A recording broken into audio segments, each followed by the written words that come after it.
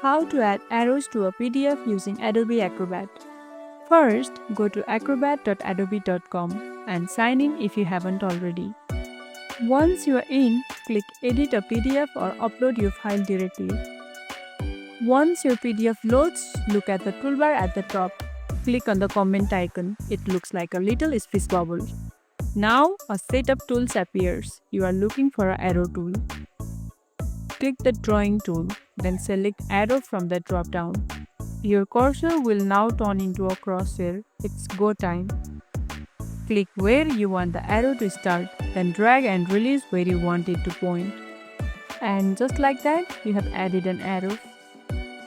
You can also resize it by dragging the ends and change the color or thickness using the little toolbar that pops up. Make it bold, make it red, make it pop. And there you have it, a clean, clear arrow in your PDF, just like that. If you found this tutorial helpful, don't forget to like, subscribe and tap the bell icon so you never miss an update. See you in the next one.